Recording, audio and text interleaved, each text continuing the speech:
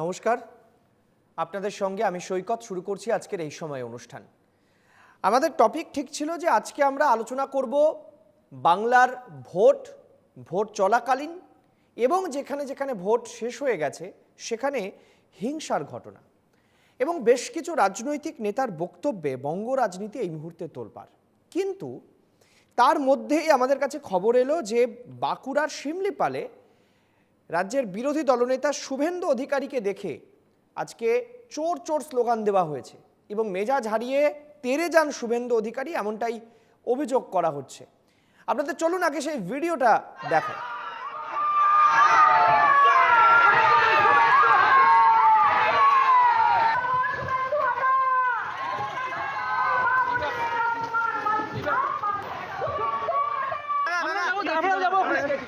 আমরা যাব পুলিশ কি হচ্ছে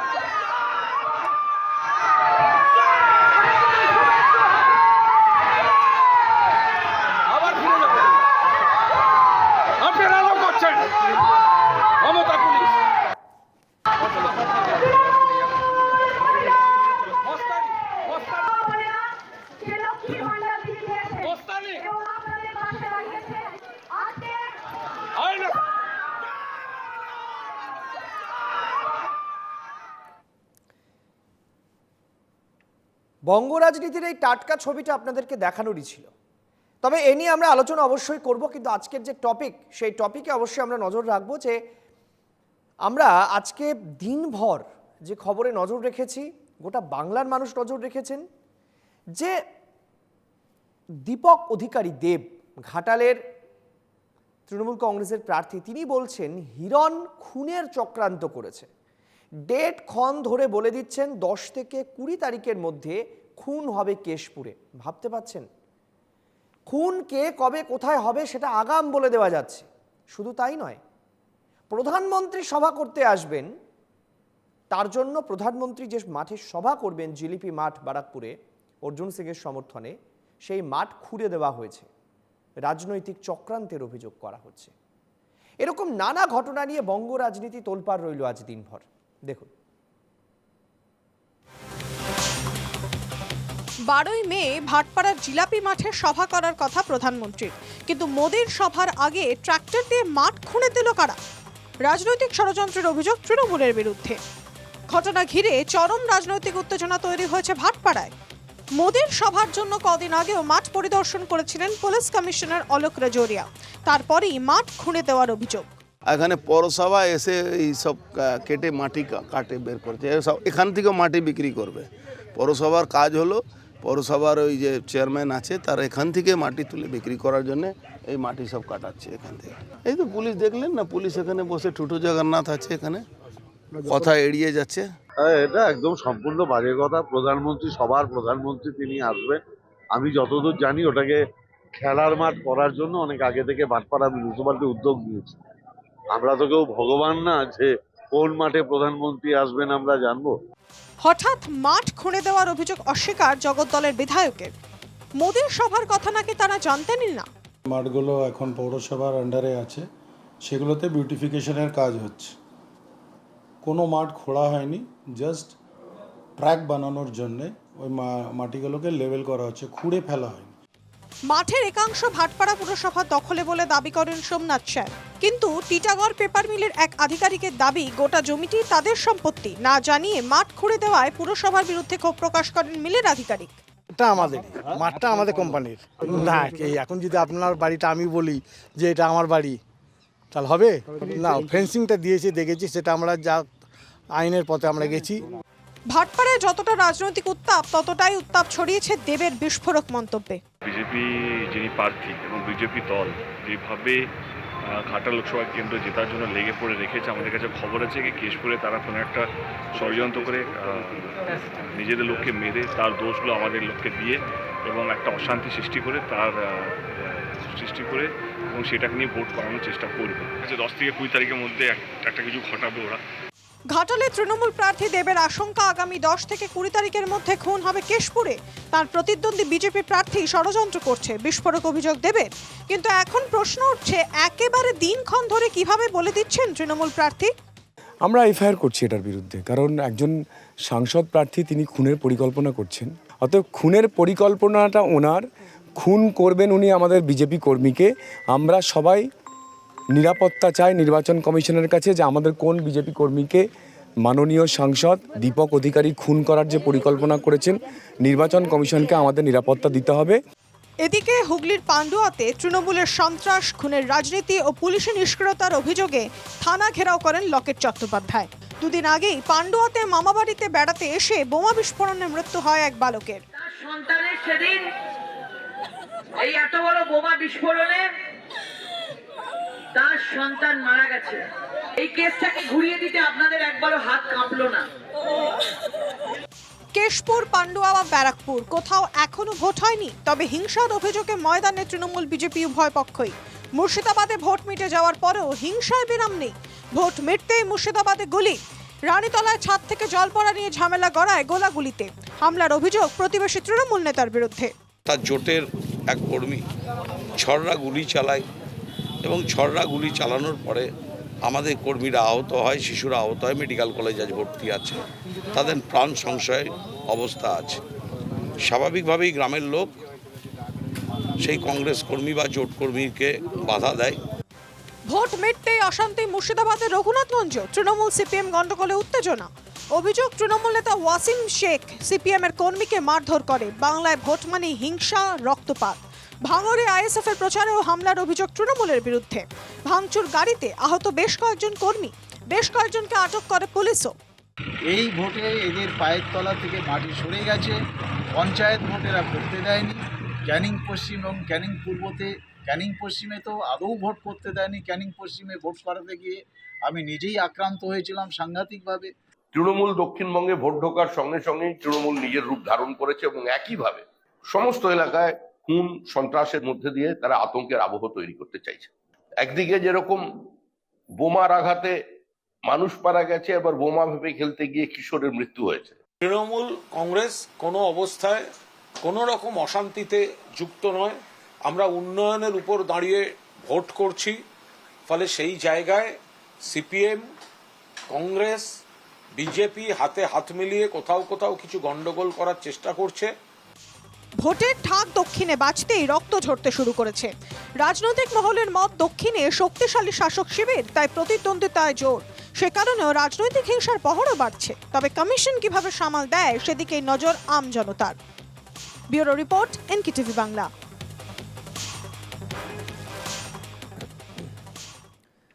আমি পরিচয় পর্বে আসবো আমাদের অনুষ্ঠানে যারা আজকে রয়েছেন অতিথি হিসাবে। আমি পরিচয় করিয়ে দেবো। রয়েছেন বিজেপি মুখপাত্র রুবি মুখার্জি, রয়েছেন তৃণমূল মুখপাত্র প্রদীপ্ত মুখার্জি, সিপিএম নেতা রৌনক দাস এবং মহানন্দা কাঞ্জিলাল রাজনৈতিক বিশ্লেষক। চারজনকে আমাদের এই সময় অনুষ্ঠানে স্বাগত জানাই। আমি প্রথমেই প্রধানমন্ত্রীর প্রসঙ্গে আসতে চাইব। আমি প্রদীপ্ত তোমাকে দিয়ে অনুষ্ঠান শুরু করব। প্রদীপ্ত, আমরা শুনলাম যে প্রধানমন্ত্রী যে মাঠে সভা করতে আসবেন, জিলিপি মাঠ, সেই মাঠটা খুঁড়ে দেওয়া হয়েছে। এখন প্রসঙ্গ হলো 12 তারিখ যদি মাঠ খুঁড়ে দেওয়া হয়, মানে 12 তারিখে সভা, আর আমরা দেখতে পাচ্ছি যে আজকে 10 তারিখ, 8 তারিখ মাঠ খুঁড়ে দেওয়া হয়েছে, মানে মাত্র 4 দিন বাকি। বিউটিফিকেশনের কাজ চলছিল বলা হচ্ছে, বিউটিফিকেশনের কাজ।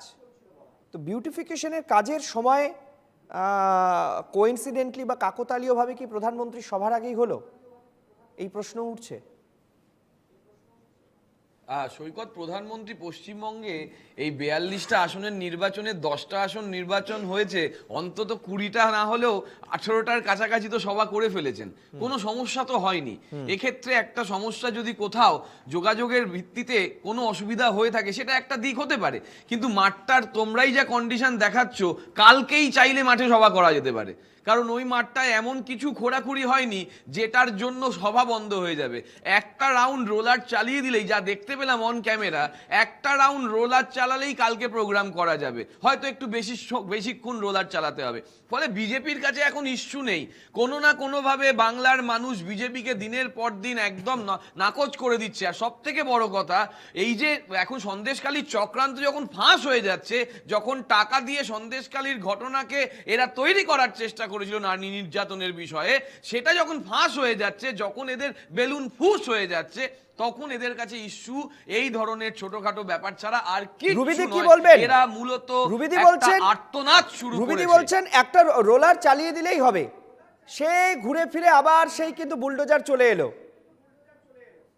কি অদ্ভুত ব্যাপার, প্রধানমন্ত্রী আসছেন, প্রধানমন্ত্রী 18 বার আসবেন না 800 বার আসবেন, সেটা তো দলীয় ব্যাপার এবং সেটা প্রধানমন্ত্রীর ব্যাপার।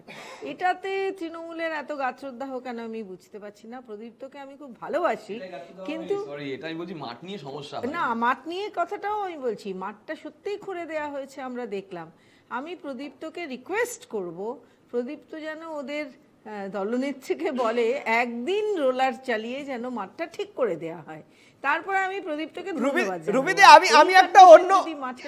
আমি একটা অন্য ভাবনা ভাবছিলাম, আমি এখানে একটা অন্য ভাবনা ভাবছিলাম।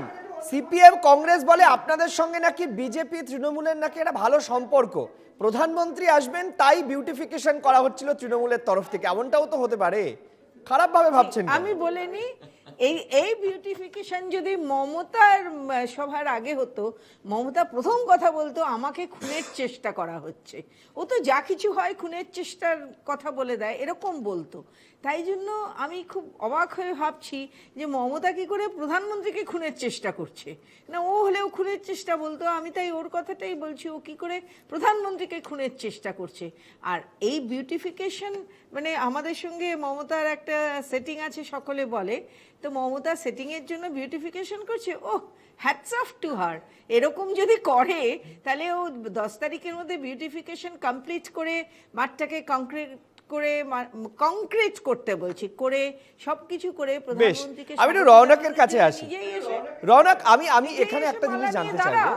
হ্যাঁ রৌনক, আমি একটা জিনিস জানতে চাইবো, তুমি নিশ্চয়ই প্রতিবেদনটা মন দিয়ে দেখেছো। ওখানে যিনি মাঠের যারা দাবিদার অর্থাৎ টিটাগড় মিল, তারা বলছেন মাঠটা তাদের, আর পুরসভা বলছে মাঠ আমাদের, মাঠের একটা অংশ আমাদের, তাই আমরা বিউটিফিকেশন করছি।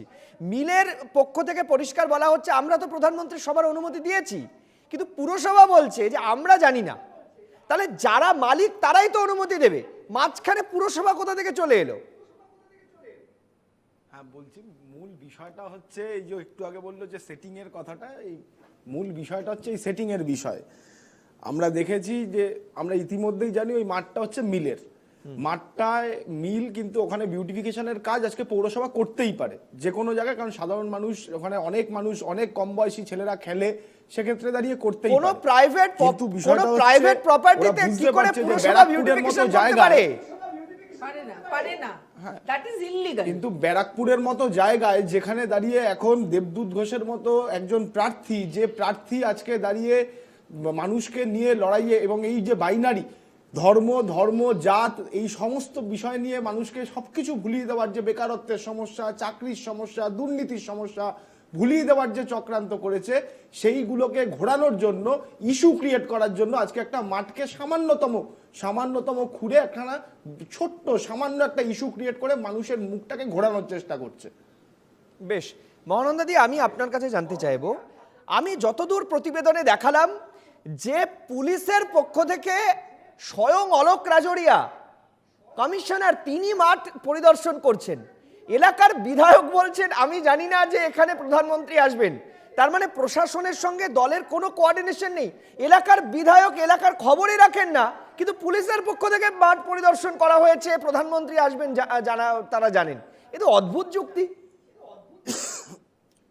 আসলে ব্যাপারটা কি হচ্ছে জানো তো, যে আমরা অনেক সময় ভুলে যাই যে এই সমস্ত গুরুত্বপূর্ণ পদ, সেটা মাননীয় প্রধানমন্ত্রী হোক, মাননীয় মুখ্যমন্ত্রী হোক, এরা কিন্তু অ্যাকচুয়ালি রাজনৈতিক দলের অনেক ঊর্ধ্বে। তার কারণ হচ্ছে যখন তারা প্রশাসক তখন তারা সবার প্রধানমন্ত্রী, তারা সবার মুখ্যমন্ত্রী। কিন্তু দুর্ভাগ্যজনকভাবে কি হয় যে ইনফ্যাক্ট এই কথাটা তারাও হয়তো ভুলে যান বা দলীয় কর্মীরাও সেটা ভুলে যান, যার জন্য এই সমস্ত ইস্যুগুলো নিয়ে এত বচসা তৈরি হয়। এটা তো বিধায়কেরও না জানার কথা নয়। প্রধানমন্ত্রীর সফর মানে একটা অত্যন্ত গুরুত্বপূর্ণ জিনিস, মুখ্যমন্ত্রীর সফর মানে এটা একটা অফিসিয়াল ট্যুর তাদের। হয়তো তারা ভোটের জন্য প্রচারে আসছেন, সেটা হতে পারে, কিন্তু তার পদ অনুযায়ী তিনি যেখানেই যাবেন সেটা নিশ্চয়ই সরকার তার দায়িত্ব নেবে। যে রাজ্যে যাবেন পুলিশ প্রশাসন সেটা তার দায়িত্বে থাকবেন। কাজে সেখানকার লোকাল বিধায়ক জানেন না কেন সেটা তো তিনি উত্তর দিতে পারবেন। কিন্তু সমস্যাটা এটাই যে প্রশাসকের পদে যখন যিনি বসবেন তাকে মনে রাখতে হবে যে তিনি সবার প্রধানমন্ত্রী, তিনি সবার মুখ্যমন্ত্রী। তিনি দলীয় কাজ নিশ্চয়ই করতে পারেন, তিনি একটা রাজনৈতিক দলের প্রতিনিধি, কিন্তু প্রশাসকের ভূমিকাটা অনেক বড়। এবং আমরা বোধহয় সেইটা ভুলে যাই বলেই একটু আগে আমাদের সিপিএমের যিনি মুখপাত্র তিনি বলছিলেন অনেক বিষয় আলোচনার আছে, অনেক বিষয় আছে যেগুলো রাজনীতির মঞ্চে আসা উচিত। সেখানে দুর্নীতি, অসাম্য, আরও অনেক বেকারত্ব, এগুলো অনেক বড় বড় জিনিস আছে যেগুলো নিয়ে আলোচনার প্রয়োজন। কিন্তু সেগুলোর আলোচনার মধ্যে না এসে এই সমস্ত ছোটখাটো আলোচনার তো এটাও বড় বিষয় যে একজন তৃণমূল কংগ্রেসের প্রার্থী কতটা গভীরভাবে ভাবার বিষয়। দেখুন প্রদীপ্ত, আমি তোমার কাছে জানতে চাইবো যে দেব তিনি তো বাংলার হার্টথ্রব, তিনি রাজনৈতিক নেতা, তিনি বলছেন যে বিজেপির লোক খুন হবে। দেবের বক্তব্যটা যদি ভালো করে শোনা যায় যে কেউ একজন খুন হবে, খুন হয়ে বলা হবে যে তৃণমূলের লোকেরা খুন করেছে। এতটা খবর দেবের কাছে রয়েছে, তাহলে সে খবর নিশ্চয় প্রশাসনের কাছেও রয়েছে ইন্টেলিজেন্স মারফত। বাংলার রাজনীতি কোন পর্যায়ে পৌঁছেছে প্রদীপ্ত? খুনের আজকে যদি আমরা 8 তারিখ ধরি, 10 থেকে 20 তারিখের মধ্যে খুন হবে, তার মানে এখনো প্রায় ধরে নেওয়া যেতে পারে 12 দিন বাকি খুনের, মানে 12 দিনের মধ্যে খুন হবে। এরকম ভাবে বলে দেওয়া সম্ভব হচ্ছে বাংলার রাজনীতি কোথায় পৌঁছে? 12 দিনের মধ্যে একটা খুন হবে, ভাবা যায় না? সত্যি ভাবতে খুব অবাক লাগে, কিন্তু গত 18 সাল থেকে এই ভাবনাটাকে না একটু অন্যভাবে ভাবার চেষ্টা করছে পশ্চিমবঙ্গের মানুষ, যে বিজেপি মানে সবকিছু সম্ভব। বিজেপি মানে টাকা দিয়ে ষড়যন্ত্রের একটা চিত্রনাট্য সাজানো সম্ভব, যেখানে মহিলাদেরকে সামনে এনে একটা মহিলা মুখ্যমন্ত্রী, যে মহিলা সুরক্ষার জন্য সব থেকে বেশি কাজ করে যাচ্ছেন, তাকে সবসময় মেলাইন করার চেষ্টা করা হচ্ছে। সেখানে ওরকম একটা ঘটনা বিজেপির কাছে কোনো অস্ত্র বলে আলাদাভাবে বিচার করার দরকার নেই। বিজেপি এটার জন্যই তৈরি। পশ্চিমবঙ্গে বিজেপি এই কাজটাই করে যাচ্ছে under the leadership of LOP. এই যে ঘটনাক্রমগুলো তুমি যদি পরপর সাজিয়ে দেখো, তাহলে দেখবে কিভাবে হঠাৎ করে কোনো বিস্ফোরণটা হওয়ার আগেই সেটা ডিফিউজ হয়ে গেল। কিংবা তোমরা দেখতে পারবে যে তোমার এই চ্যানেলে বসে প্রথম দফার ভোটের দিন যখন বলে যাচ্ছি যে একটা চূড়ান্ত কুচক্র হচ্ছে, সেটা 20 দিন পরেই সেটা প্রমাণ পেয়ে যাচ্ছে যে কুচক্রটা কিরকম। ফলে এই কুচক্র তো খুব স্বাভাবিক। তোমরা আজকে কুণালদার বক্তব্য দেখিয়েছো, আমি দেখেছিলাম দুপুরে, যে কুণালদা যখন বলছেন দেব যদি এই খবরটা পেয়েছে, আমি দেবকে সাধুবাদ জানাবো যে এই খবরটা দেব সবার সামনে বলেছে এবং প্রশাসন নিশ্চয়ই এই ব্যাপারে ব্যবস্থা নেবে। হ্যাঁ, প্রশাসন নিশ্চয়ই জানে এবং ভালো হলে দেব সবার সামনে বলে দিল। নয়তো এমন একটা ঘটনাক্রম যেটা প্রত্যেকবার আমরা দেখে এসেছি এবং প্রত্যেকবার দেখে আসার পরে, তোমার কেষ্টপুরে কাশীপুরের ঘটনা মনে আছে? কাশীপুরে যখন একজন বিজেপি কার্যকর্তা মারা গেলেন, অমিত শাহ চলে এলেন। অমিত শাহ চলে এসে বললেন যে ও তৃণমূলের দ্বারা খুন হয়েছে, তৃণমূল আশ্রিত গুন্ডাদের দ্বারা খুন হয়েছে। পরবর্তীকালে এত কিছু তদন্ত হয়ে গেল, এত বড় বড় কেন্দ্রীয় সংস্থা তদন্ত করলো, দেখা গেল যে অন্য কোনো কারণে খুন হয়েছে। ফলে এরা খুনের রাজনীতি কিভাবে করছে এটা আগেও প্রমাণিত। আমি প্রদীপ একটু শোনাই যে দেব কি বলছেন, পাল্টা হিরণ কি বলছেন, একটু শোনাই, তারপর রুবিদির কাছে আসবো। বিজেপি যিনি প্রার্থী এবং বিজেপি দল যেভাবে ঘাটা লোকসভা কেন্দ্র জেতার জন্য লেগে পড়ে রেখেছে, আমাদের কাছে খবর আছে কি কেশপুরে তারা কোনো একটা ষড়যন্ত্র করে নিজেদের লোককে মেরে তার দোষগুলো আমাদের লোককে দিয়ে এবং একটা অশান্তি সৃষ্টি করে এবং সেটাকে নিয়ে ভোট করানোর চেষ্টা করবে। 10 থেকে 20 তারিখের মধ্যে একটা কিছু ঘটাবে ওরা। তো সেটার জন্য আমি বললাম যে ওনাদেরকে বললাম যে দোয়া চাইবেন ঈশ্বরের কাছে যাতে কেশপুর যেন শান্তি থাকে। আমরা এফআইআর করছি এটার বিরুদ্ধে, কারণ একজন সাংসদ প্রার্থী তিনি খুনের পরিকল্পনা করছেন। খুনের পরিকল্পনা তো ওনার, বিজেপি কোনো খুনের পরিকল্পনা করবে কি ওনাকে জানিয়ে? এটা কি বিশ্ব ব্রহ্মাণ্ডে কোথাও হয়েছে শুনেছেন পৃথিবীতে? অতএব খুনের পরিকল্পনাটা ওনার, খুন করবেন উনি আমাদের বিজেপি কর্মীকে। আমরা সবাই নিরাপত্তা চাই নির্বাচন কমিশনের কাছে যে আমাদের কোন বিজেপি কর্মীকে মাননীয় সাংসদ দীপক অধিকারী খুন করার যে পরিকল্পনা করেছেন, নির্বাচন কমিশনকে আমাদের নিরাপত্তা দিতে হবে এবং উনি যে খুন করার পরিকল্পনা করেছেন তার জন্য ওনাকে ইমিডিয়েটলি অ্যারেস্ট করতে হবে। আমি রুবিদি আপনার কাছে জানতে চাইবো, এটা পরিষ্কার দুজনের বক্তব্যে খুন যদি কেউ হয় তাহলে বিজেপির লোক হবে, কিন্তু দোষটা তৃণমূলের ঘাড়ে চাপবে না বিজেপির ঘাড়ে চাপবে সেটা নিয়ে দায় টানাটানি। আমি অবাক হয়ে যাচ্ছি, মানুষের দাম এই পর্যায়ে পৌঁছেছে। বিজেপি কর্মী খুন হয়ে যাবে সেটা তৃণমূলও বলছে বিজেপিও বলছে। আজব ব্যাপার, এ তো অদ্ভুত। অ্যাকচুয়ালি বিজেপি কর্মী পরে বলেছেন, আগে তৃণমূল কর্মী বলেছেন যে একজন বিজেপি কর্মী খুন হবে, খুন করবে বিজেপিরা এবং দোষটা চাপানো হবে তৃণমূলের নামে। তাহলে আমি এই মানে একজন আইনজীবী হিসেবে আমি সাংসদ দেবকে বলবো, দেবকে অনুরোধ করব তোমাদের মাধ্যমে যে উনি কে খুন হবেন, কারা খুন করবেন, এটা যেন উনি সম্পূর্ণ লিখিতভাবে পুলিশ প্রশাসনকে জানান, যাতে উনি জানিয়েছেন, উনি বলেছেন আমি জানিয়েছি। আরো একটা এক মিনিট আরো একটা মানুষকে এক্ষুনি পুলিশ হেফাজতে নিয়ে প্রশ্ন করা উচিত, সে হচ্ছে কুণাল বাবু। কুণাল বাবু কদিন আগেই বেশ একটা চিত্রনাট্য সাজিয়ে বললেন যে এই যে সুপার নিউমারি পোস্ট তৈরি করে এবং যে চাকরি বিক্রি করে যেটা হয়েছিল, এটা 21 সালের আগেই মমতা জানতো, মুখ্যমন্ত্রী জানতো এবং এই দলেরই একজন বিশিষ্ট মানে বেশ ইম্পর্টেন্ট মন্ত্রী এই কাজটা ঘটিয়েছে। তখন তাকে জিজ্ঞেস করা হলো কি পার্থ চ্যাটার্জি, বললো না না আরেকজন, সে এখনো মন্ত্রী এবং বুক ফুলিয়ে ঘুরে বেড়াচ্ছে। তাহলে তো এই মানুষটাকেও ইমিডিয়েটলি হেফাজতে নিয়ে প্রশ্ন করা উচিত, তাহলে আর সুপ্রিম কোর্টকেও খাটতে হবে না, আর হাইকোর্টের অর্ডারটাও তখন দেখা যাবে কি করা যায়। তো এইগুলো তো এদের ক্যারেক্টার, তৃণমূলের ক্যারেক্টার, তৃণমূল এইভাবেই বলে থাকে। না রুবিদি, আমি বঙ্গ রাজনীতি, রুবিদি আমি বঙ্গ রাজনীতিতে সাংবাদিকতা করছি প্রায় 1 যুগ পার হয়ে গেছে। আমি এই 1 যুগের মধ্যে কোনোদিন এরকম ঘটনা শুনিনি যে খুন হবে 10 দিন পরে এবং কোন দলের কর্মী খুন হবে। এ ঘটনা আমি 1 যুগ ধরে সাংবাদিকতা করছি, কোনোদিন শুনিনি, কিন্তু অবাক লাগছে আমার। তাই তো বলছি, ওনার লিখিতভাবে এটা পুলিশকে জানানো উচিত, কে খুন হবে, কোথায় খুন হবে, কেশপুরে বলেছেন কে খুন হবে এবং কি হবে। হ্যাঁ না, 1 মিনিট, আমি একটা কথা শুধু বলে নিই, লাস্ট কথা। আসলে পায়ের তলার মাটি সম্পূর্ণ সরে গেছে, এই পায়ের তলার মাটি সরে গেছে বলে ওরা এখন এই সব করছে। অবাক হয়ে গেলাম, প্রদীপ্তদা বলল, দিদিও বললেন, কেউ একবারে উচ্চারণ করলেন না বিজেপির কর্মী খুন হোক, তৃণমূলের কর্মী খুন হোক, বাম কর্মী খুন হোক কিংবা সাধারণ ভোটার খুন হোক, আলটিমেটলি একজন আমাদের দেশের নাগরিক খুন হবে। এটা এই মুহূর্তে দাঁড়িয়ে সব থেকে ভয়ঙ্কর।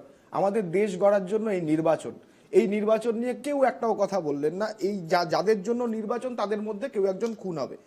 আর বিষয়টা হচ্ছে দেব যেটা বললেন, উনি একজন স্টার, উনি সবটাই জানেন কিংবা আমরাও সবটা জানি, কে কখন তৃণমূলে থাকে, কে কখন বিজেপিতে থাকে।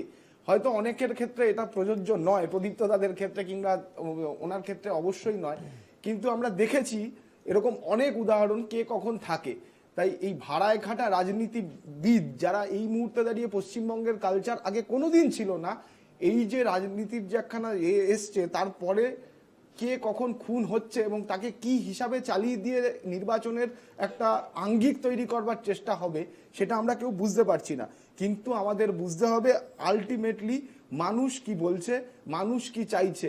দেব কি বললো কিংবা হিরণ কি বললো নয়, আমার মনে হয় পশ্চিমবাংলা ধীরে ধীরে চাইছে এই হিংসার রাজনীতি থেকে মুক্তি। তুমি যখন বলছো যে 1 মিনিট, তুমি যখন বলছো যে এই খুনের রাজনীতি বন্ধ হওয়া দরকার, খুন সত্যি তো বাংলার 3টে দফা ভোট হয়ে গেল, মুর্শিদাবাদের মতো সেন্সিটিভ অঞ্চলে ভোট হলো, মালদার মতো সেন্সিটিভ অঞ্চলে ভোট হলো, একটা মানুষ খুনের ঘটনা ঘটেনি। এবং এর থেকে আনন্দের, গণতন্ত্রের 4র্থ স্তম্ভের এই লাইভ চেয়ারে বসে এর থেকে আনন্দের আমাদের এই 5 জনের কাছে আর কি হতে পারে যে একটা মানুষ খুন হয়নি।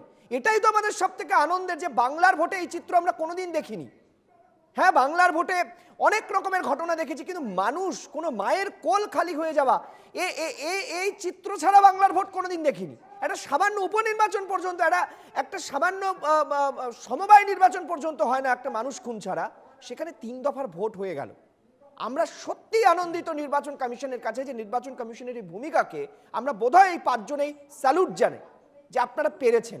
কিন্তু এই যে কেশপুরে যে খুন হবে বলছেন, নির্বাচন কমিশন কি পদক্ষেপ নিয়েছেন? নির্বাচন কমিশনের প্ল্যান কি? বিজেপি কর্মীরা কি ভোটের দিন থাকবেন না থাকবেন না? তারা সবাই চলে যাবেন, খুন হয়ে যাবেন। তো কে খুন হবেন তো জানি না, নেতারা জানেন। নির্বাচন কমিশন কি বলছেন, নির্বাচন কমিশনের কি পরিকল্পনা, আপনাদেরকে দেখাবো, মহানন্দাদির উত্তরও নেব একটা ছোট্ট বিরতির পর ফিরে এসে। সঙ্গে থাকুন।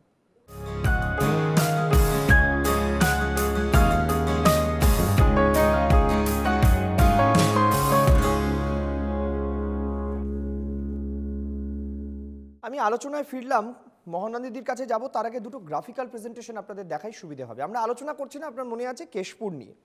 এখন কেশপুরের ভোট দেরি আছে, কেশপুরে এখনো ভোট হতে সময় লাগবে, কিন্তু এখনো দিন 15 বাকি।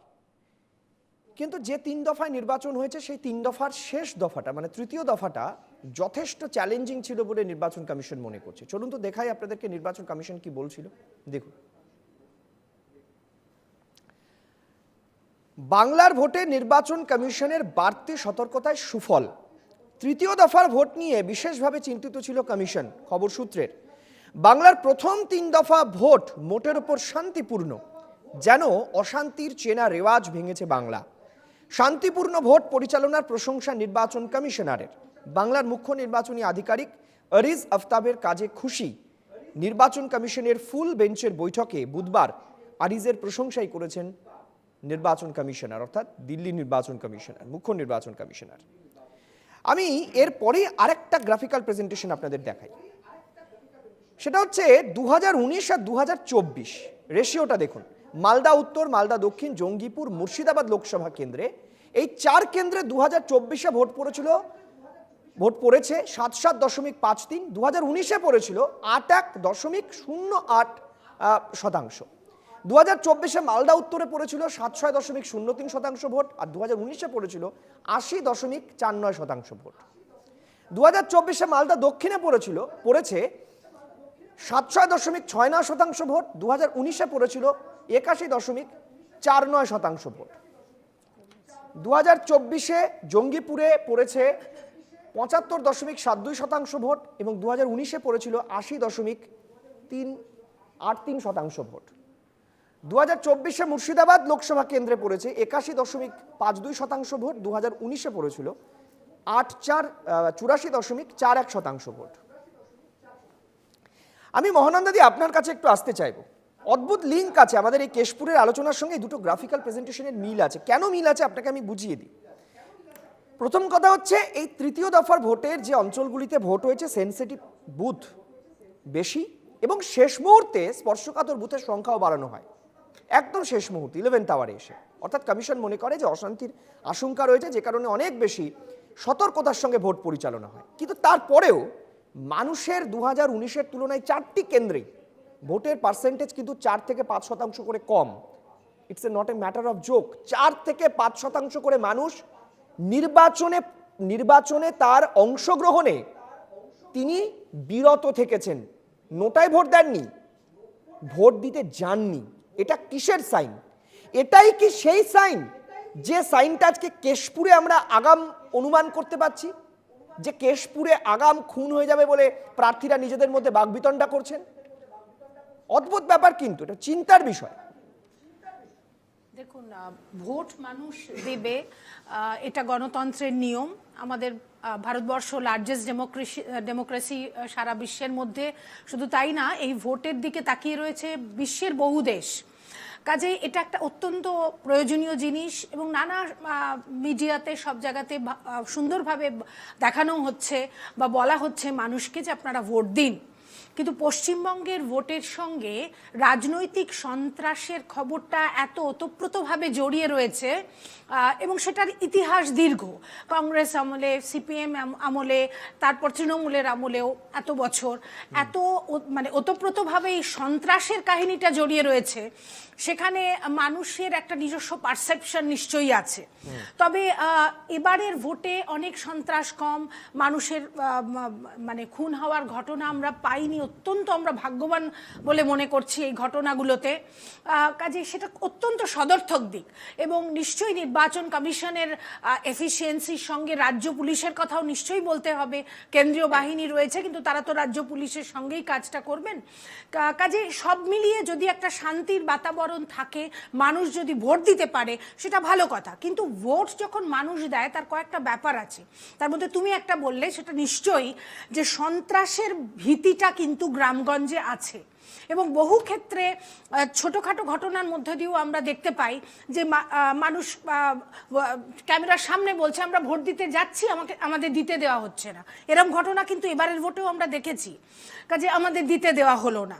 অর্থাৎ এই যে মানে এই যে একটা কালচার, মানে রাজনৈতিক সন্ত্রাসের একটা কালচার, এটা যদি তার মানে কি মহানন্দাদি, আমি এটাই জানতে চাইছি, বাংলার রেওয়াজ পাল্টেছে, বাংলার পুরনো রেওয়াজটা পাল্টেছে, কিন্তু মানুষের মনে ভয়টা রয়ে গিয়েছে। যে ভয় পঞ্চায়েত নির্বাচনে মানুষ দেখেছেন, প্রদীপ, তো আমি এটাই তোমার কাছ থেকে জানতে চাইছি যে পঞ্চায়েতের পুরনো ভয়টা মানুষের মধ্যে রয়ে গেছে, কিন্তু বাংলা তার রেওয়াজ পাল্টেছে, আর সেই কারণে রেওয়াজ পাল্টালেও ভোটের হারটা কমে গেছে। 4% ভোট কম মানে যথেষ্ট কম ভোট, 5% কোথাও কোথাও দেখবে হয়তো গত আগামী 3 দিন পরে সেই ভোটের পার্সেন্টেজটা বেড়ে গিয়েছে, হতেই পারে। আমরা তো গত লোক দেখলাম 2 দফা ভোটের পরে দেখলাম যে 7-10 দিন পরে হঠাৎ করে ইলেকশন কমিশন বললো কোথাও 4%, কোথাও 5% ভোট বেড়ে গিয়েছে। সেটাও সম্ভব, কোনো কিছু অসম্ভব নেই। মুশকিলটা হচ্ছে যে যারা নিজেদের সমস্ত প্রতিষ্ঠানগুলোকে ব্যবহার করে ভোটটাকে একটা প্রহসনে পরিণত করার চেষ্টা করছিল, সেখানে মানুষ প্রতিরোধ করছে এইভাবে, এবং সেই ভোটটা পাচ্ছে না বলে বিজেপির আরো মাথা খারাপ হয়ে যাচ্ছে। তার প্রমাণ কিছুক্ষণ আগে তুমি দেখালে, যারা নারী শক্তির কথা বলে, যে শুভেন্দু অধিকারী নারী শক্তির কথা বলে এত বড় বড় কথা বললো, সন্দেশখালী নিয়ে ষড়যন্ত্র করলো, বাঁকুড়ায় একটি মেয়েকে বরাহনন্দন বলে ডাকলো একদম সাদামাটা ভাষায়। যে শুভেন্দু অধিকারী এই ধরনের কথা বলতে পারে, সেই বিজেপিকে মানুষ কেন ভোট দেবে? আর হিরণের কথা বলছো, তাহলে হিরণ তো স্বীকার করে নিল দেব যেটা সন্দেহ করেছে বা দেব যেটা জেনেছে সেটা সত্যি, তাহলে হিরণ কি করে বললো? তোমার কাছ থেকে এই প্রশ্নটাও আশা করেছিলাম আমি, যে হিরণ তাহলে কি করে বলছে দেব যেটা বলছে সেটা সত্যি? তার মানে হিরণও সেই পারসেপশনটা জানে। মুশকিলটা হচ্ছে এইটাই যে কোন জায়গাটা আমরা দেখবো আর কোন জায়গাটা দেখবো না। আজকে যেভাবে শুভেন্দু অধিকারী যারা নারী শক্তির কথা বলে এবং মমতা বন্দ্যোপাধ্যায়ের নারী শক্তিকে চ্যালেঞ্জ করে, সেইখানে নারীকে কিভাবে অপমান করেছে তুমি নিশ্চয়ই তোমার চ্যানেলে পরবর্তী অবশ্য তুমি দেখাতেও পারবে না, কারণ যে শব্দটা উচ্চারণ করেছে সেই শব্দটা দেখানো যায় না। এই কারণেই বিজেপি রিজেক্টেড হচ্ছে পশ্চিমবাংলায়। কিন্তু সেন্ট্রাল ওই ইলেকশন কমিশন হঠাৎ করে 5 দিন পরে বলে দেবে যে চলো 5% ভোট বেড়ে গেল, চলো 10% ভোট বেড়ে গেল। বলুন রুবিদি, বলুন। অ্যাকচুয়ালি এই যে কথাটা বলেছে বলে খুব লজ্জা পাচ্ছে প্রদীপ্তকে আরেকটু লজ্জা পাওয়ার ব্যাপারটাতে দিচ্ছি। ওর নেত্রী যিনি আমাদের মুখ্যমন্ত্রী, তিনি 3টে 2 অক্ষরের শব্দবন্ধ উচ্চারণ করেছিলেন। না, আগে তুমি জাস্টিফাই করছো, আগে আমি বলিনি, তারপরে তুমি জাস্টিফাই করছো। তোমার আগে বলিনি, আমাকে তোমার কাছ থেকে তো আশা করেছিলাম তুমি বলবে যে অন্যায় হয়েছে। আমাকে শেষ করতে দাও। তোমরা নারী শক্তি, একজন মহিলাকে এই ধরনের অপমান করা, তারপর তুমি বলছো মুখ্যমন্ত্রী কি বলেছে। বাহ, ঠিক শেষ হয়েছে।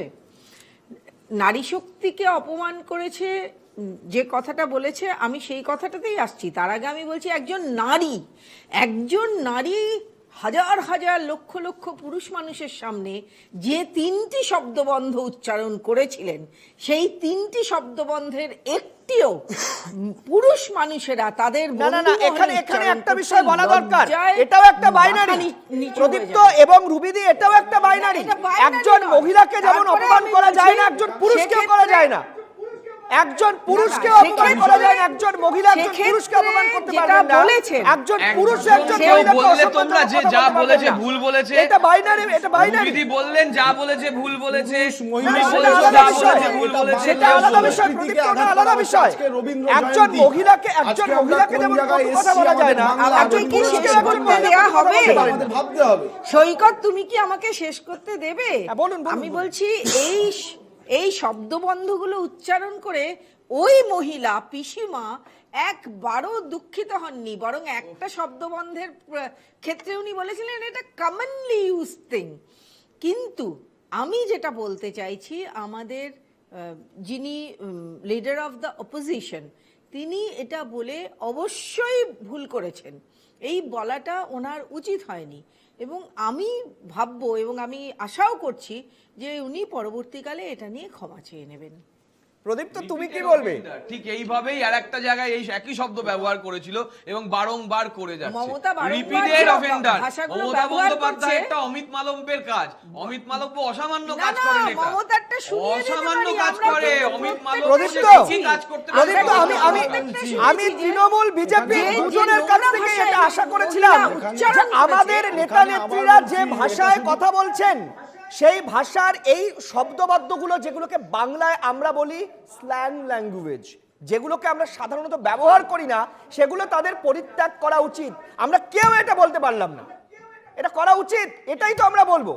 সবসময় এটাই বলা হয়। রৌনক, সবসময় অশালীন শব্দ থেকে বিরত থাকার কথা বলা হয়, মুখ্যমন্ত্রীও সেটা বলেন। কিন্তু আমাদের বক্তব্য হচ্ছে যারা নারী শক্তি নিয়ে কথা বলছে, সন্দেশখালীতে ষড়যন্ত্রের কথা বলছে, সেই ষড়যন্ত্রের কথা বলে তারা এই ধরনের ব্যবহার করছে এবং বুক ফুলিয়ে বলছে আমি এলওপি, বুক ফুলিয়ে বলছে আমি এলওপি।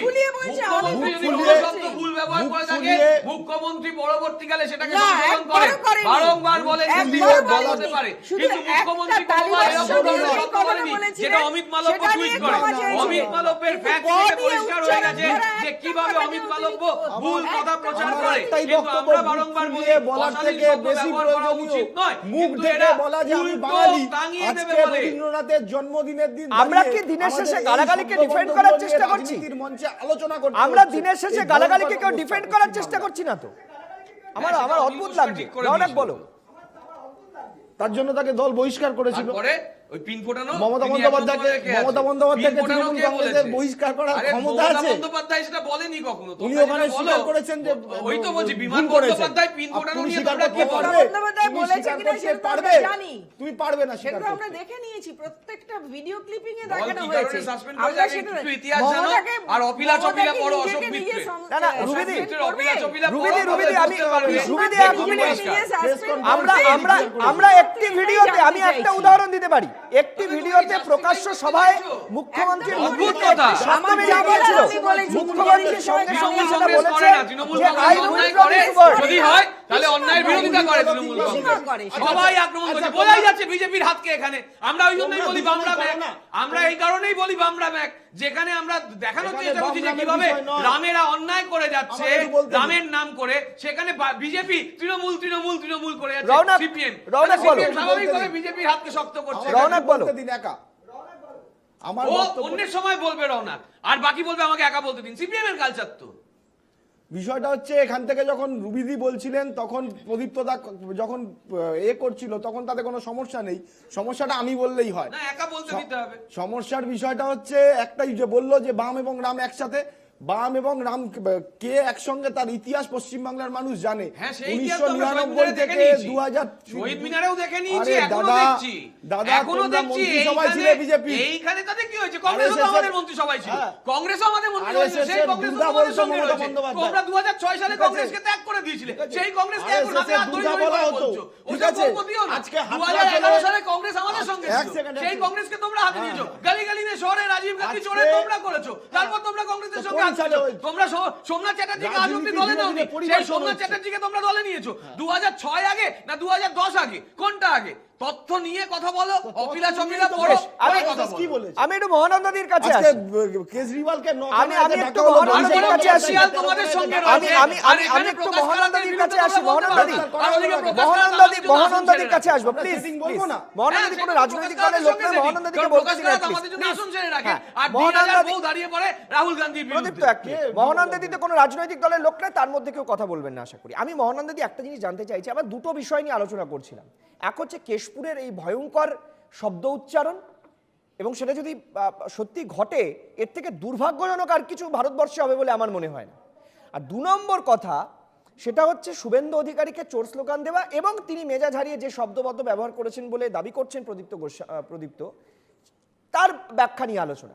আমরা একটা জিনিস কোথাও বারবার ভুলে যাচ্ছি, যে আমরা বঙ্গ রাজনীতির এমন তলানিতে এসে ঠেকেছি যে একটা প্রাইম টাইম ডিবেটে বসে গালাগালি কে বেশি দিল কে কম দিল সেটাকে ডিফেন্ড করতে আমরা বসছি। অদ্ভুত লাগছে।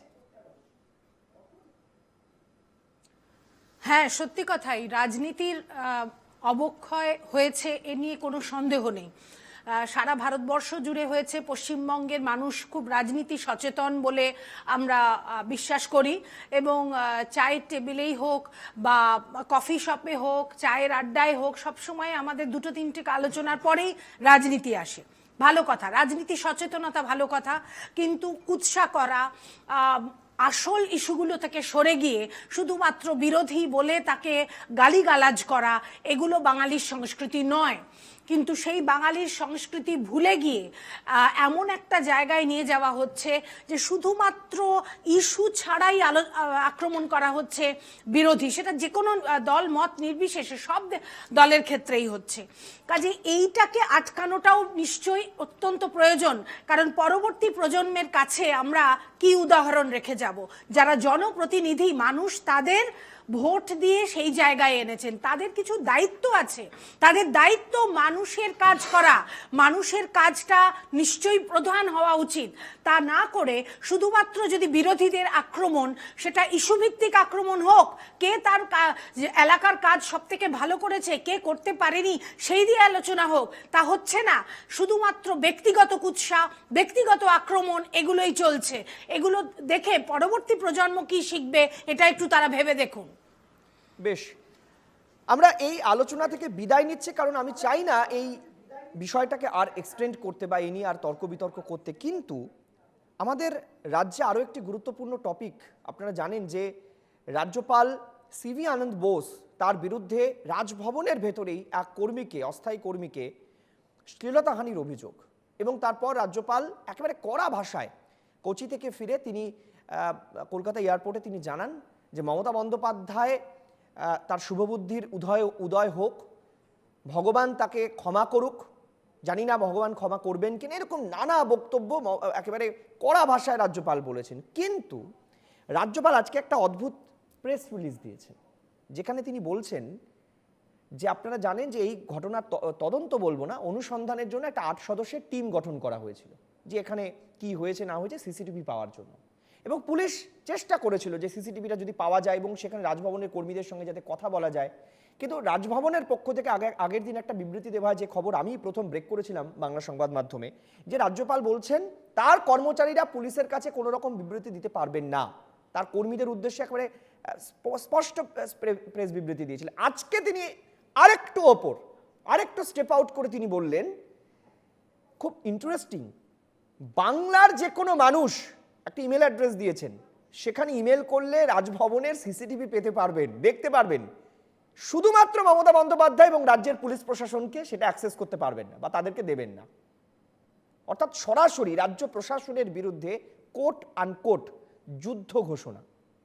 সবাই পারবেন, বাংলার সব মানুষ অ্যাক্সেস করতে পারবেন, দেখতে পারবেন, কিন্তু শুধু পুলিশ আর রাজ্যের প্রশাসনিক প্রধান তিনি পারবেন না, তাদেরকে দেওয়া যাবে না। প্রদীপ্ত, এর প্রাথমিক প্রতিক্রিয়া। প্রাথমিক প্রতিক্রিয়া কি দেব? যখন পরিষ্কার বলছে কোনোভাবে কোনো কিছু করা যাবে না, নিজের ডাইরেকশন দিয়ে দিচ্ছেন। আমরা জানি যে রাজ্যপালের কিছু সাংবিধানিক ব্যবস্থাপনার মধ্যে দিয়ে থাকতে হয়।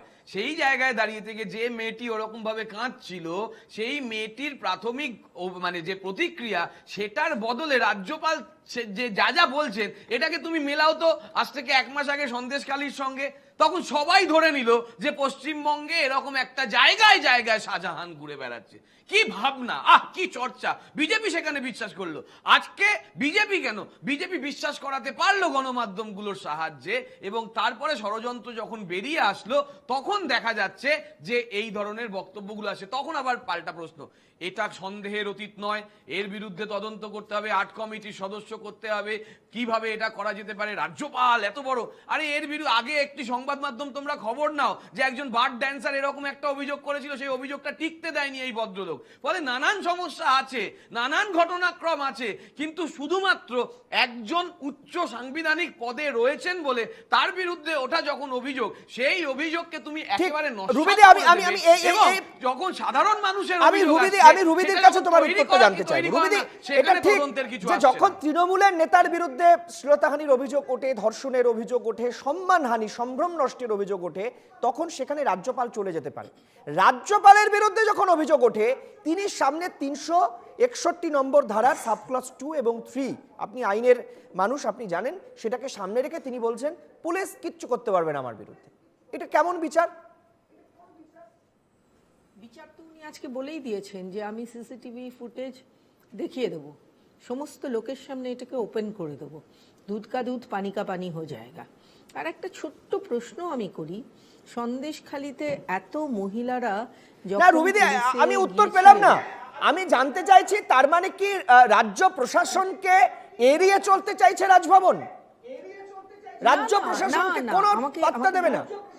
আমাকে বলতে দাও সৈকত, আমাকে বলতে দাও, আমি নিশ্চয়ই এই তোমার প্রশ্নে আসবো। আমি একটা ছোট্ট কথা বলি, যে যখন এতগুলো ধর্ষণের কথা হলো সন্দেশখালীতে এবং মহিলারা এগিয়ে এসে জিডি করতে, এফআইআর, লোকেরা সাধারণ কথায় বলে এফআইআর করলো না, অ্যাকচুয়ালি এফআইআর হয় না, প্রথমে জিডি হয়, জিডি থেকে এফআইআর হয়। তো জিডি করতে গেল, তখন পুলিশ পাঠিয়ে দিল তাদের এই শাহজাহান এবং তার সাগরেদদের কাছে। অথচ এই একটা রাজভবনে ঘটনায় সঙ্গে সঙ্গে ঝাঁপিয়ে পড়ে পুলিশ মেয়েটিকে নিয়ে গিয়ে হেয়ার স্ট্রিট থানায় জিডি করালো, জিডি থেকে এফআইআর টেনে দিল সঙ্গে সঙ্গে, যেটা করা যায় না। এটা হচ্ছে অসাংবিধানিক।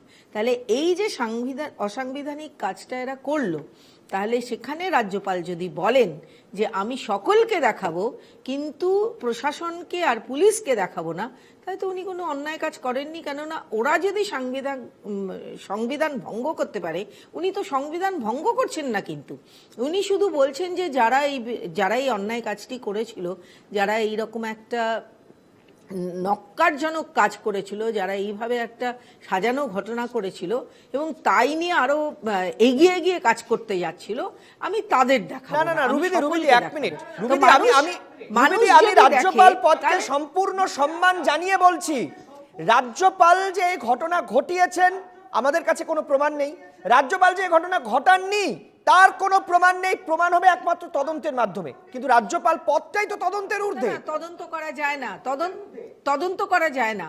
তোমাকে তো সিসিটিভি ফুটেজটা আমি তোমাকে বলে দিচ্ছি, রাজভবনের ইঞ্চিতে ইঞ্চিতে সিসি ক্যামেরা বসানো থাকে, সিসিটিভি ফুটেজ তো উনি সামনে আনছেনই, সেটা তো আর ম্যানিপুলেট করা যায় না, সেটা তো যেমন ম্যানিপুলেট করলেই তো ধরা পড়ে যাবে। যেহেতু আর তোমরা জানো যে আজকাল আমরা টেকনোলজিতে কতটা উন্নত, সঙ্গে সঙ্গে ধরা পড়বে। আমি রৌনক আমার যেখানে আমার কোথাও যেন মনে হচ্ছে রাজ্য প্রশাসনের তদন্তে ভরসা নেই রাজ্যপালের, সেই কারণে তিনি রাজ্য প্রশাসনকে বাইপাস করে বাংলার মানুষের কাছে নিজের ভাবমূর্তি তুলে ধরার জন্য তিনি ওপেন টু অল করে দিলেন, সামনা করার চেষ্টা করলেন, যার নাম দিয়েছেন যে এই সিসিটিভি ফুটেজ সবাই অ্যাক্সেস করতে পারে। তদন্ত করা যায় না, তদন্ত করা যায় না, তদন্ত করা যায় না, এফআইআর করা যায় না, কিচ্ছু করা যায় না।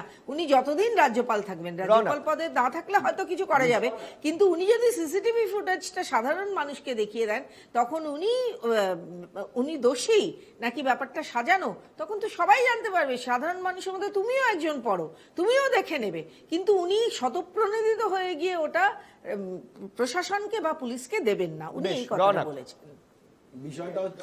বিষয়টা হচ্ছে আমরা সবাই মানে পুলিশও, আমরা যেমন জেনেছি, পুলিশও জেনেছে যে এরকম একখানা অভিযোগ এসছে, কিন্তু রাজ্যপাল রাষ্ট্রপতির এগেনস্টে কখনোই এফআইআর নেওয়া যায় না যতদিন তিনি পদে আছেন বললেন। এখন বিষয়টা এখন বিষয়টা হচ্ছে উনি বলছেন স্বতঃপ্রণোদিত হয়ে যে মানুষের কাছে আমি সিসিটিভি ফুটেজ দেখাতে চাই। তা সিসিটিভি ফুটেজ দেখাক, মানুষের কাছে যদি সবটা পরিষ্কার হয় তাহলে মানুষ সেটা নিয়ে কিছু বলবে না, কিন্তু ওনাকে তো আগে দেখাতে হবে। কারণ যেমনভাবে ওনার এগেনস্টে আছে কিনা তার যেমন প্রমাণ নেই, উনি করেননি কিনা তার এগেনস্টেও প্রমাণ নেই। তাই যেটা নর্মাল পথ, যে পথে আর কি সংবিধান চলা উচিত, তার পদ মর্যাদা অনুযায়ী চলা উচিত, সেই অনুযায়ী চলুক, সেটাই আমাদের দাবি। আমি মহানন্দাদি আপনার কাছে আসতে চাইবো। একটা অদ্ভুত সন্ধিক্ষণে রয়েছে জানেন তো মহানন্দাদি, সন্দেশখালির সময় যখন অনুষ্ঠান করতাম তখন বারবার ভাবতাম মায়েদের সম্মান নিয়ে আমাদেরকে কথা বলতে হচ্ছে, মানে সম্মানহানি হয়েছে না হয়নি। এখন রাজ্যপাল কোনো মহিলার সম্মানহানি করেছেন না করেননি সেটা নিয়ে আলোচনা করতে হচ্ছে। মানে বঙ্গ রাজনীতিতে কোট আনকোট শ্লীলতাহানি একটা রোজ সন্ধেবেলার টপিক হয়ে যাচ্ছে। অনেকে বলবেন হ্যাঁ মিডিয়া ভালো প্রচার পায়, এটা আলোচনার মুখরোচক আলোচনার বিষয়তে আলোচনা করে, কিন্তু সত্যি বিশ্বাস করুন এই আলোচনা করতে আমাদের ভালো লাগে না। কিন্তু বাংলার মানুষের স্বার্থে, সত্যিটা জানার স্বার্থে, সব রাজনৈতিক দলের মতামত জানার স্বার্থে দিনের বড় টপিকটা আমাদের আনতেই হয়। দেখো, একটা কথা বলছি যে সন্দেশখালি নিয়ে অনেক আলোচনা হয়েছে, আমরাও করেছি নানা জায়গায়। অনেক সময় বলা হচ্ছে যে এই ধর্ষণের অভিযোগগুলো ঠিক নয় ইত্যাদি, কিন্তু ওখানে মহিলারা যে নির্যাতিতা হয়েছেন সেটা হয়তো ধর্ষণ হয়েছে কি হয়নি এগুলো প্রমাণ সাপেক্ষ আমি বলতে চাই না, কিন্তু একজন মহিলাকে সে পিঠে করা হোক বা তাকে রাত্রিবেলা ডেকে নিয়ে সে অফিসে বসিয়ে রাখা হোক, সবটাই কিন্তু মহিলাকে অসম্মান করা। এগুলো কোনোটাকেই লঘু করে দেখা উচিত নয়। ধর্ষণ হয়নি বলেই যে তার কোনো অসম্মান করা হয়নি এমন কোনো প্রমাণ কিন্তু এখনো পাওয়া যায়নি। তবে আমরা দেখেছি যে সংগঠিতভাবে ওখানকার সাধারণ মহিলারা তারা খুব একটা উচ্চ শিক্ষিত নয়, তাদের শিখিয়ে তারা বড় বড় অভিনেত্রী নয় যে তারা এগুলো এসে বলবে। তারা কিন্তু ক্যামেরার সামনে এসে বলেছে, সেটার আসল কারণ নিশ্চয়ই উদ্ঘাটিত হবে, কিন্তু তারা বলেছে। এবং ওখানে যে চাষের জমিতে ভেড়ি করা হয়েছে সেটা মানুষ গেলেই দেখতে পাবেন। কাজে অন্যায় সেখানে হয়েছে, সেটা কতটা অন্যায় হয়েছে কতটা হয়নি সেটা অন্য জিনিস, সেটা প্রমাণ সাপেক্ষ। এটা একটা পয়েন্ট। আর সেকেন্ড হচ্ছে রাজ্যপালের সঙ্গেও যেটা হয়েছে সেটাও নিশ্চয়ই বিচারাধীন হতে পারে না, কারণ তার পদের জন্য তিনি তার বিরুদ্ধে এফআইআরও করা যাবে না এবং কোনো তদন্তও করা যাবে না। কিন্তু তিনি যদি এটা প্রমাণ করতে চান, তার নিজস্ব তার চরিত্রের ওপরে যদি একটা কালিমা লাগানোর চেষ্টা করা হয়, তিনি যদি করতে চান ঠিক আছে উনি দেখাবেন, কিন্তু প্রশ্নটা সেটা নয়। প্রশ্নটা হচ্ছে যেটা দিয়ে প্রথম বলেছি এখনো বলবো, যে রাজনীতিতে আসল ইস্যুগুলো নিয়ে আলোচনা হচ্ছে না এবং নারীর সম্মান নিয়েও কিন্তু রাজনীতি করা হচ্ছে। এটা আরেকটা রাজনীতির অবক্ষয় বলে আমি মনে করি। কুকথা বা নিন্দা করা, বিরোধীদের আক্রমণ করা, সংবাদপত্রকে আক্রমণ করা, এগুলো তো রয়েইছে, কিন্তু নারীর সম্মানকেও রাজনীতির মঞ্চে নিয়ে আসা হচ্ছে এবং এটা নিয়ে রাজনীতি করা হচ্ছে। এর থেকে বড় রাজনৈতিক অনেক ধন্যবাদ আমাদের অনুষ্ঠানে যারা আজকে সময় দিয়েছেন। এটা চূড়ান্ত সত্যি তাই, বঙ্গ রাজনীতির নারীদের নিয়ে, রাজনীতির আঙ্গিনায় নারীদের সম্মান নিয়ে কেন আলোচনা করতে হবে? আমরা নারীর ক্ষমতায়ন নিয়ে বলবো, নারী উন্নয়ন নিয়ে কথা বলবো, নারী পুরুষের সমান অধিকার যেভাবে এগিয়ে চলেছে তার বিষয়ে কথা বলবো, নারীদের সমাজের তারা কিভাবে এগিয়ে চলেছেন, সমাজে তারা কিভাবে প্রভাব বিস্তার করছেন সেটা নিয়ে কথা বলবো। সেটা না করে প্রত্যেক দিন সন্ধ্যাবেলা আমাদের আলোচনা করতে হচ্ছে সন্দেশখালিতে সত্যিই ধর্ষণটা হয়েছে কি হয়নি। রাজ্যপাল তিনি কোনো নারীর সম্মান নষ্ট করেছেন না করেননি সেটা জানার জন্য আমাকে সিসিটিভি রাজভবনের সিসিটিভিটা আমাকে কেউ দেখাচ্ছে কি দেখাচ্ছে না। এক অত্যাশ্চর্য সন্ধিক্ষণের মধ্য দিয়ে যাচ্ছে বঙ্গ রাজনীতি। আমরা চাই বঙ্গ রাজনীতি সুস্থ হোক। প্রত্যেককে ধন্যবাদ, নমস্কার।